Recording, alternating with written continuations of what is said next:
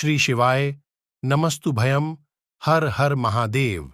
हम सबको पता है कि 14 या फिर 15 जनवरी को मकर संक्रांति यानी खिचड़ी का बहुत ही प्यारा सा पर्व है।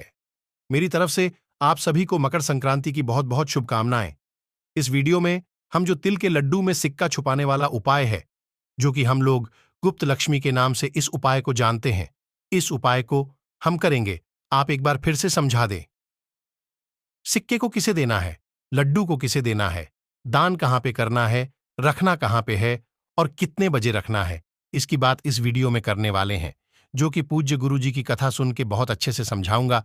एक गुप्त लक्ष्मी वाला उपाय है जो कि सिर्फ और सिर्फ साल में एक बार मकर संक्रांति के दिन किया जाता है। ध्यान से सुनिएगा और समझने की कोशिश करिएगा।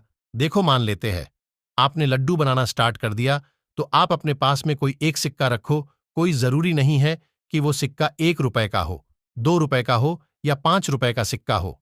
कितने का भी सिक्का है, सिक्का लेना और जिस टाइम पे लड्डू बना रहे हो, काले तिल वाला या फिर सफेद तिल वाला कोई सा भी एक लड्डू मात्र लेना है। जब भी आप लड्डू बना रहे हो तो उसके अंदर सिक्के को डाल के अच्छे तरीके से गोल गोल कर दो, है ना। अब सिक्के को तो आपने तिल के अंदर डाल दिया। अब डालने के बाद में आप उसको लेकर के कहां जाएंगे?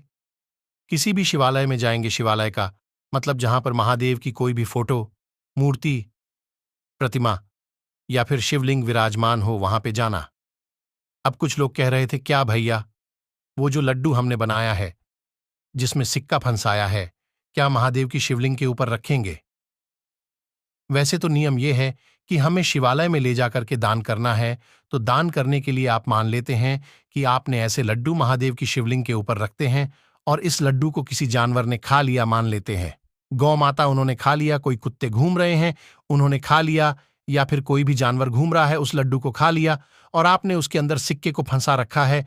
तो जितना आप गुप्त लक्ष्मी की कामना के लिए इस उपाय को कर रहे हो, उससे कहीं ज्यादा आपको पाप लगेगा।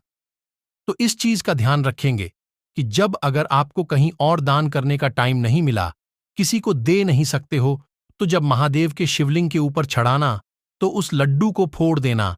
चढ़ाने के बाद में यानी सिक्का अलग कर देना और लड्डू को अलग रखना। लेकिन मैं तो आपसे कहूंगा कि अगर आप महादेव के शिवलिंग के पास गए हो, तो वहां पर कोई जरूरतमंद आपको दिख जाए, कोई भी जरूरतमंद, उनको अपने हाथों से लड्डू दे दो।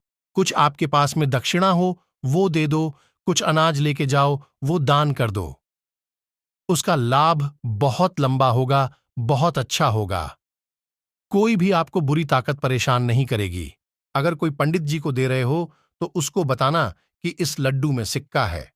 आप जब भी इसको खाना तो ध्यान से खाना, वरना मान लेते हैं आपने जैसे ही लड्डू दिया, अब वो शोक के मारे खा लिया।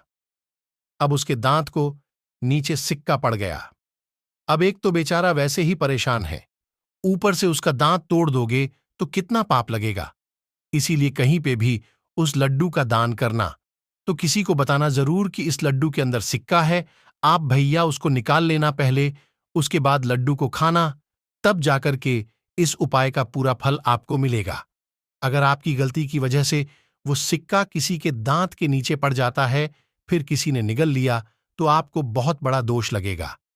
इस चीज का ध्यान रखना, ठीक है। तो जो भी व्यक्ति गुप्त लक्ष्मी का ये उपाय मकर संक्रांति के दिन करता है, उनके जीवन में कभी धन को लेकर कोई कमी नहीं होती है।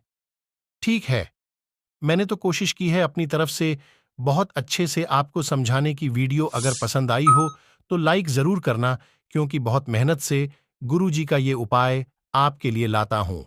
कुछ पूछना हो, समझ में नहीं आया हो, तो नीचे कमेंट में पूछ सकते हो।